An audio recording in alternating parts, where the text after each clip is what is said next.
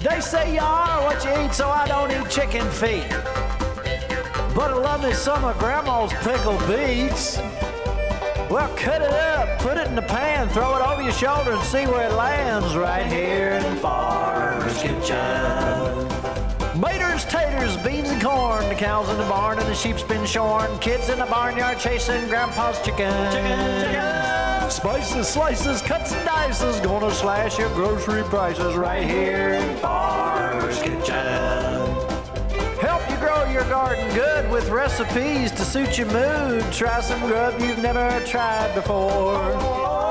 Smash it with a wooden mallet, gonna educate your palate. Right here in Farmer's Kitchen, in Tim Farmer's Country Kitchen.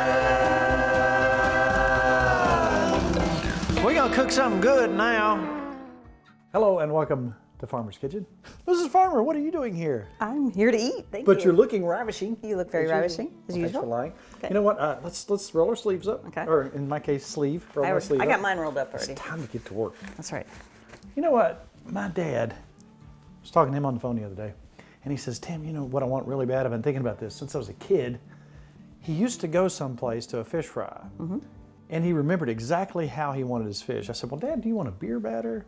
He said, no. He says, I want to taste the fish. He said, I don't want it to be overbearing. He said, I said, you mean like a cornmeal flour batter? So a light batter. Just a light batter, like a country batter, like when you had a fish fry as a kid. Right. Now, overwhelmingly on our show, we've done things like garlic, butter, white wine, capers. You know what I'm talking about? Yeah. We've also done beer batter after beer batter after beer batter. And it changes about every week because I find a new secret That's that right, works. you do. But anyhow, tonight we're going to have our fish fry. Why are we doing that? Because we've been fishing lately. Where'd we go? We went to Cumberland. We went to Dale Hollow. We went to Alabama. We fished at Smith Lake. Now, we have put a lot of fish in the freezer here lately. Sometimes we get back late, we've cleaned the fish, and I forget to label them. Yeah, and then we forget what's in what bag. And I think these are spotted bass. On this meal tonight, you could do crappie, you could do walleye, you could do spotted bass, you could do largemouth bass if you catch one and keep it. Now that might start a fight out there. That's right. Some people keep them, some people don't. Now I normally don't keep a smallmouth bass. That's just me. Now recently I went to Cumberland and Dale Hollow and I was hoping to catch some spots. And all I caught was smallmouth. That's right. So I let them go. Then we went to South Holston Lake in Tennessee and look at all these nice fish we got. All smallmouths. They got to go back because they were huge. You were freezing to death. I was freezing. So tonight we're going to take some of the fish we caught, and this is our normal fish fry type of night. Right. This is what we have in our house. This is what Dad's going to get next week because we promised we would go there.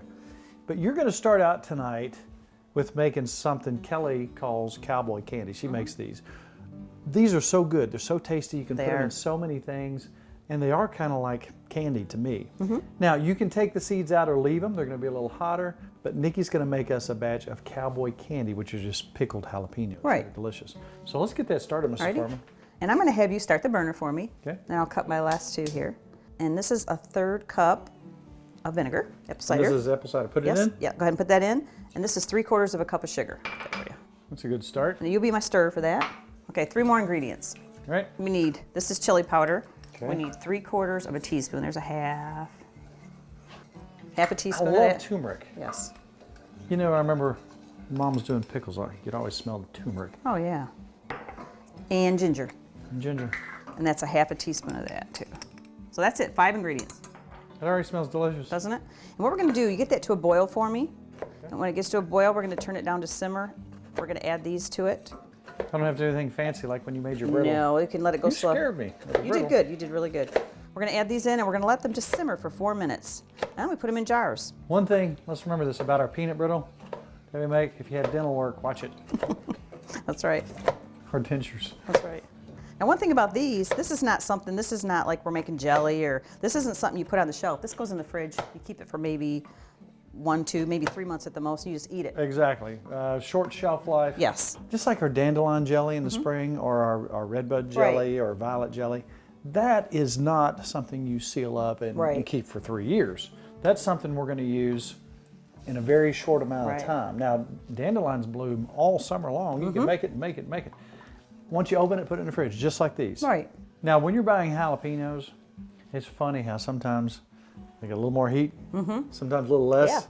This batch is not real hot, My eyes didn't even burn, so I think it's okay.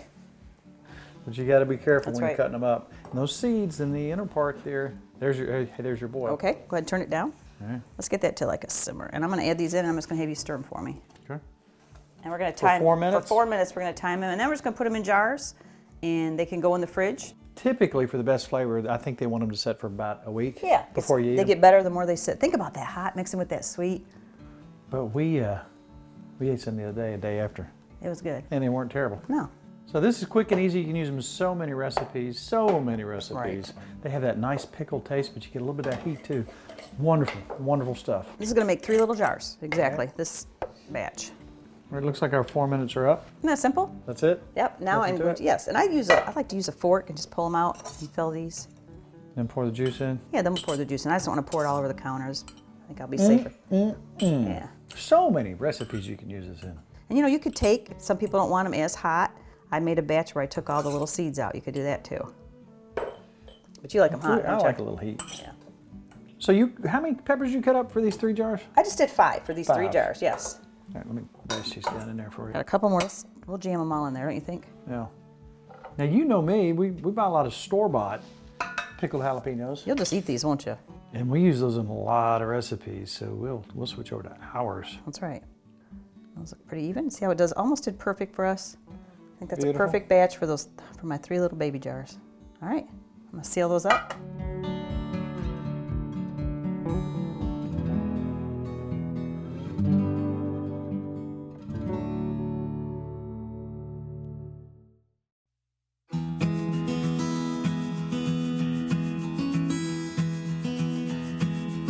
Making a coleslaw on the mandolin.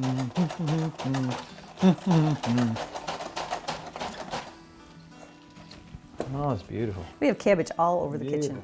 We're making a mess, but it's a worth it. beautiful, That's beautiful right. mess. To me, this is just the easiest way to do it. Fresh. I got under my serrated edge, I guess you could call it, on the mandolin. Some of these old-time recipes, you get from somebody else and you kind of doctor them to get them like you want them. I remember going somewhere, and I can't remember where it was, but this lady had the best coleslaw I'd ever eaten in my life. And I said, "Can you tell me that recipe?" And she said, "I would tell you, but I'd have to kill you." And so I kind of laughed and kind of hung my head because it was really good stuff. And she came up, she said, "I'm going to tell you something." She said, "I was a lunch lady for a lot of years." Then she said, "I cooked for this little cafe down the road." She said, "This is my top secret recipe." And this has been so long ago. So you're allowed to give it out now. I'm allowed to give it out now All right. because it's public domain now. It's after 70 years. Okay. So anyhow, this was her lunch lady recipe. Now I like a little mustard in mine. Mm-hmm. There's a restaurant down in the western part of the state that serves barbecue. They got I'm good talking coleslaw. about? Yes, I do. They have mustard in it. I like that. Yes. So I'm going to give you the secret recipe. Now some people like a vinegar-based Mm-hmm. slaw, so I like mayonnaise-based. So if you're going to do a great big head, this wasn't a huge head of cabbage, you're going to need 2 cups of mayonnaise. You need equal parts, a 1/3 cup of sugar and a 1/3 cup of white vinegar. Now, if you don't have white vinegar, you can use sweet pickle juice or dill pickle juice. Yeah. Top secret. Now, I like a little mustard, so that's probably a tablespoon of mustard just to get a little bit yellow. You can Right. use some mustard seed too. Some people use celery seed. So we're going to take some carrots, some fresh carrots. I'm going to put these in here. It always makes me nervous because I've left a little bit of hide in there. You ever done that? Yes, I don't like it. I'm being careful. Let's see what you got. A little I'll dump that in. bit more. Oh yeah, I need some more carrot. Now this is obviously with the sugar and the vinegar. It's going to be a sweeter coleslaw. Mayonnaise based. That's just the way I like it. That's the way Nikki likes it. That's right. A lot of times when we serve this to folks, they say that's the best coleslaw I ever had. And so every time they say that, I thank the lunch lady. That's right. So there's our base. That's right there. pretty. That Very does pretty. look pretty. Now, the original recipe calls for 2 cups of mayonnaise. That's our great big head of cabbage. I don't know that we'll use all that, but let's try to add everything accordingly Ready? and see where we go. All right. So there's your 1/3 of sugar. And that's your 1/3 of white vinegar. And a whisk makes it nice. And let's not forget our Mustard. If you like that sort of thing. Some people do, some people don't. But that's the base of the recipe. You'll have a great coleslaw right there. Now see how it gets that little yellow look there? Oh, that reminds me of that restaurant. You know what I'm talking about? I do. It starts with a K, but has an N sound. That's all I'm going to say about that. That's good. Very yummy. Now, I want you to look at that. Is that not like what you buy in the store? Perfect. Beautiful. We're going to try to keep you from going to the store at all. You keep just doing everything at your house. You won't even need the store. All right, Miss Farmer. So let's see what we got. How much you want in here to start? That looks like a good start. Good start. Let's see where we go from there. Now that looks like any store-bought brand you can buy. That tastes good. I taste it. It does. And it smells good. It depends on how much you want in here. Some people like theirs a little dry. Some people like theirs soupy. I don't want mine soupy, but every bite I want to have some in there. I want to be able to taste that sauce. Is that perfect? It's perfect. Southern Lunch Lady Coleslaw. I like it. Look at there. Beautiful. Let's put that in a new bowl. Now we want to put this in a container where you can reseal it. Put it in the refrigerator because I'm sure we won't eat all this tonight. Even though You might. I can get a good head start on it. I like celery seed. I'm going to top that off with I like just a little bit of celery seed. Does that look beautiful? It looks beautiful. So there's our basic coleslaw recipe. It's delicious. Yes. But if you want to tang it up just a bit, take your peppers, cut them up just a little bit, pop those in, mix them up. Oh, remember our Cowboy Candy we just made? Now we're going to take our Cowboy Candy. We're going to Looks pretty. toss that in, mix it up, and it's just a nice little addition. Is that not beautiful, Mrs. Farmer? That is beautiful. Now let's pop that in the fridge. Okay. Because we got a fish fry coming up. Yes, you we gotta do. have coleslaw with fish fry. Yes, you do.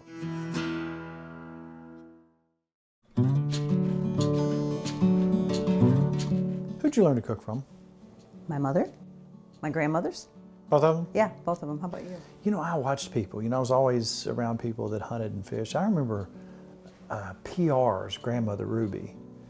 I remember going squirrel hunting, and she'd come back, and her muscle memory, she had a big old knife, she'd clean that squirrel up, and she'd fry those squirrels up, and they were absolutely wonderful. I started watching folks and paying attention way back then. PR would remember those biscuits and gravy and squirrel that she made. Oh my goodness. Hush Puppies. Buddy of mine, Jim, came over a while back, and he made some Hush Puppies. This is his recipe. Now, we made one just very similar to it, but we're going to change this up just a little bit for Dad, because Dad likes his really sweet. Yes, and he so does. do I. So to do this, first of all, Miss Farmer, we got to have some yellow sweet onion. Now, if you get Vidalia onions, oh, they work so good in this. We're going to take, that's a medium onion, I would say. It's a yellow sweet onion. We're going to use about 3/4 of this onion. We're going to chop it up real fine. We want that spread through the cornmeal. We're going to use white bolted cornmeal. You could use yellow, but we got white. So we're going to take 2 cups of cornmeal, 1 cup of flour, self-rising, 2 cups cornmeal, 1 cup flour. Got your onion Get here. that nice and mixed up. Now, you want some salt and you want some pepper, depending on what your taste is there. Whew. But you want also 1.5 cups of buttermilk. Are you crying, I'm Miss crying. Farmer? I'm You're so happy excited. you're That was a crying. strong onion. It was a strong onion. So we're going to take our ingredients, mix them all up. So I put salt and pepper in here. I like my salt, I like my pepper. I'll start putting the Buttermilk. wet stuff in. Let's go ahead and put our egg in. Okay. Now, the sugar that you put in, it's totally up to you. You can put a lot or you can put a little. I like my Hush Puppy sweet. You can tell tonight our side's a little sweet thing going on. I like sweet because we don't have dessert. We don't have dessert, but these Hush Puppies, oh, they're like dessert. So let's go over it one more time. 2 cups of cornmeal, I use white bolted, 1 cup self-rising flour, an egg, 3/4 of an onion. So again, if you can find a good Vidalia onion, man, that'd make this just perfect. And you want to make it till just will stick on the spoon, about like that. Miss Farmer, I'll let you stir that All right. up. And I'm going to continue. More sugar. Just put a little bit of sugar in there. Just a Okay, tiny bit. just a little bit. Not too much. Just a little bit. Not about that much. We don't want too much sugar in there, do we, Miss Farmer? Not at all. We're trying to get skinny That's right. because I'm going to the beach. Are you? I'm going to be in the one-arm muscle man contest. Can't wait to see that. All right. Look good? That does, oh, it smells good. It does smell really good. We'll put that in the fridge and let it sit about 20 minutes because we got other things we're going to have to do. And what we're going to do in a little while is once we get ready to cook these up, I'm going to take me just a little scooper, Okay. a little melon scooper. Your eyes are still red from the onions. I know, I'm still crying. I'll scoop that in there, put a little oil on it, scoop it, drop it out. Oh, Yummy. All right, let's put it in the fridge.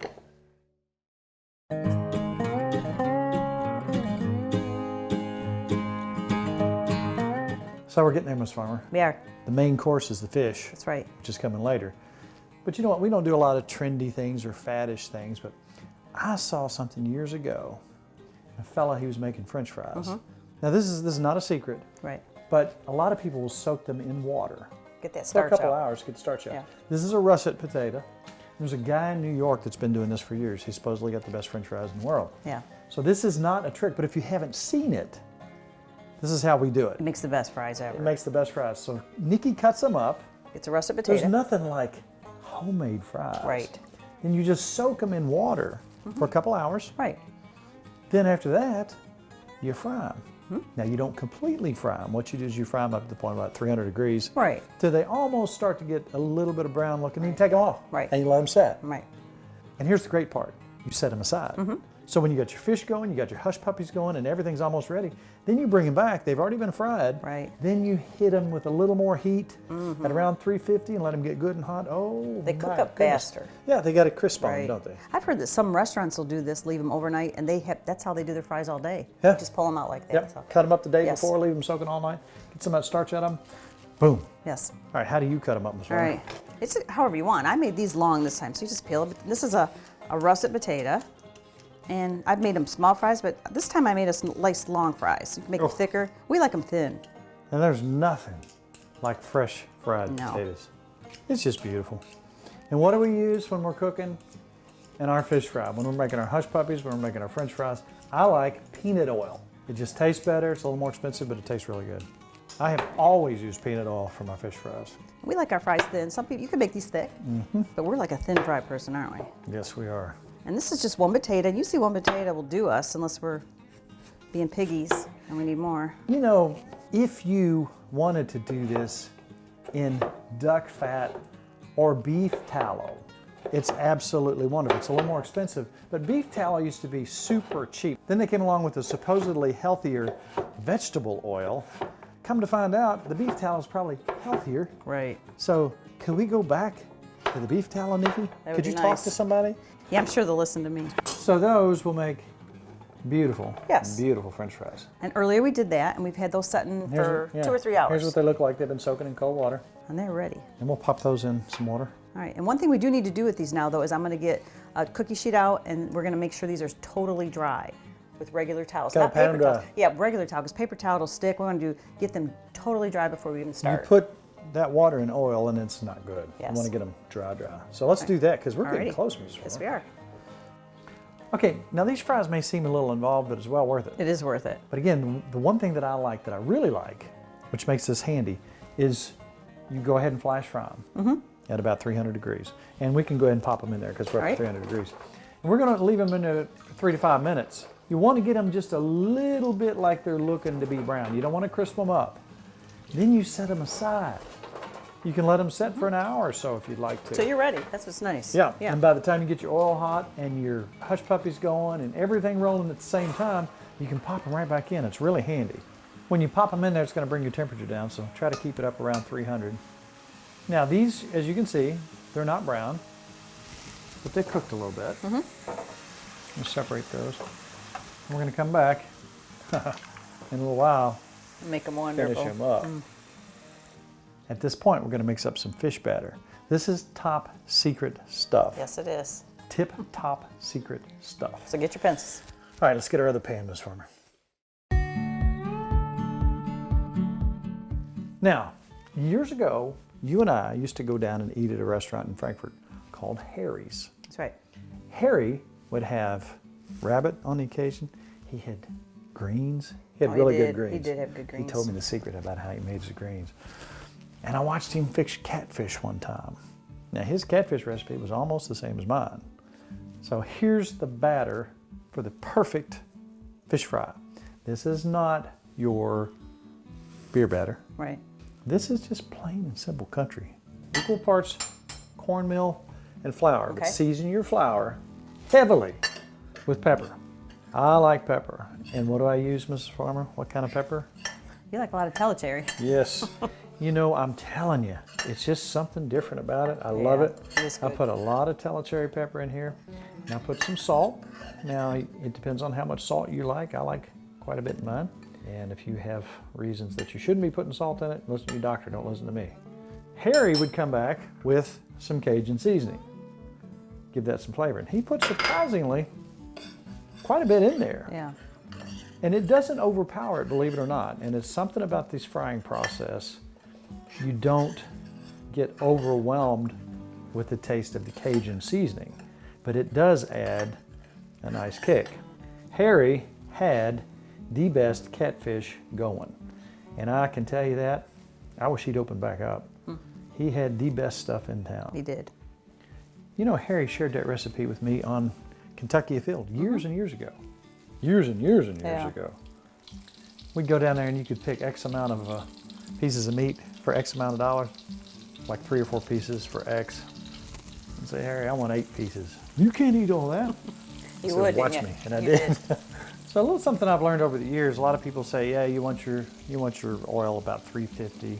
Some people even say 375. Yeah.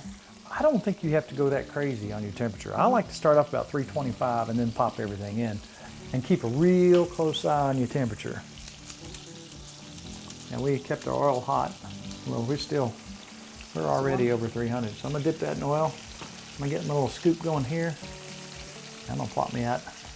Yummy. Now those are gonna stick to the bottom right off the bat. I can help you. I'm gonna loosen them up. Yeah. I'm telling you what, I'm excited. you can't beat these. We put just a little bit of sugar in there, Miss Farmer. Those sweet onions.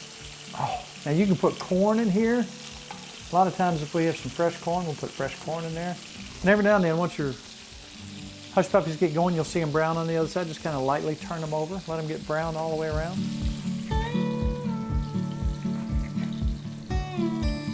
All right, those look amazing. Why did they call them hush puppies?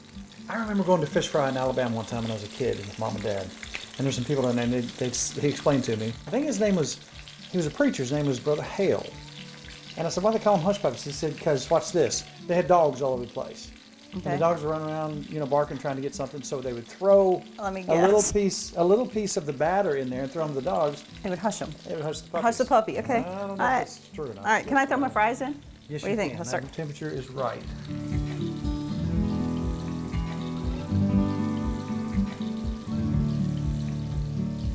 Look at the fries. They're starting to go crazy. All right, now look at those fries. They are beautiful.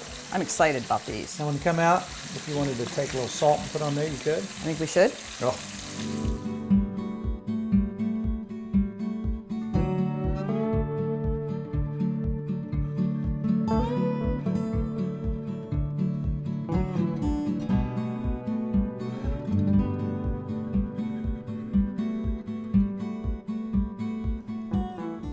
That was stressful. Everything came together at once.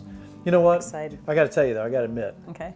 we fried so many pieces of fish, I had to switch to yellow batter. Okay. We ran out of white batter. Kept eating it. I know it. It's delicious. I know you've already had some. Thank you. That's the choice piece off the end. Oh, wow. Just enough spice. Wow. It doesn't overpower it. Delicious. Oh. Try a fry. Oh.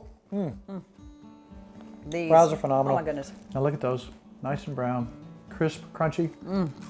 Better than anything anywhere. Can I try your? Look at these. Oh wow. Perfectly browned. Those are good. Just like I remember as a kid. I gotta be sweet. And coleslaw is always delicious. Now this, I could live on. I know you like the coleslaw.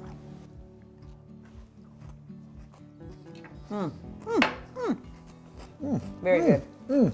So good. Wow. To me, that's a perfect plate of food. That's country. Everything on this plate is something I've learned from hundreds of years of cooking experience from different folks.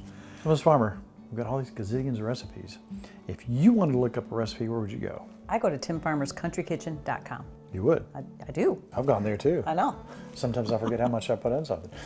We measure now. Kelly makes us measure. That's right. Also, our Facebook page, we love to talk to folks there. We're getting a bunch of people over there, Yes, we are. but it's really hard to get on there. There's how many steps? One. What do you do? You hit like. Oh, complicated. Yes. So, Ms. Farmer, this half hour's up. Yes, it is. We're going to turn everything off, except for one little light a candle, have okay. a nice romantic fish dinner. All right. Because it's all about Good times. good friends. Really good eats. We'll see you next week on Tim Farmer's Country Kitchen.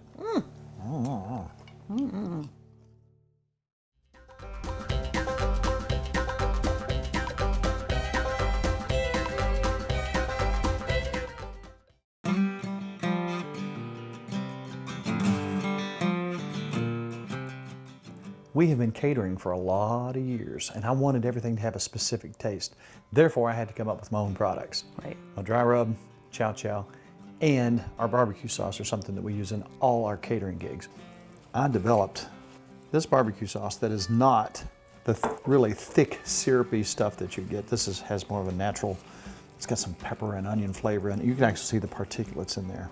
You know, a lot of people are asking what we use our dry rub on. Now, obviously, pork and chicken are two of the more common things.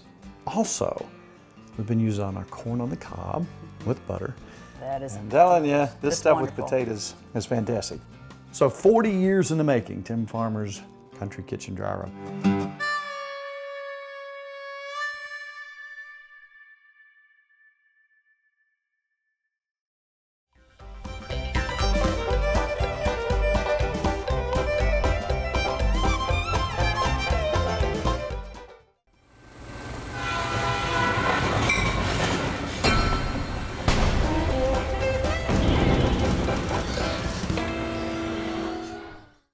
Funding for Tim Farmer's Country Kitchen is brought to you by Emerson Farms Country Store. Something for every member of the family. Ephraim McDowell Medical Center in Danville, Kentucky. Gulf Coast Connection. Seafood straight from the Gulf to you. The Spine Center of Central Kentucky. Wilderness Road Hospitality, Stanford, Kentucky. Visit Frankfort, Kentucky's spirited capital city.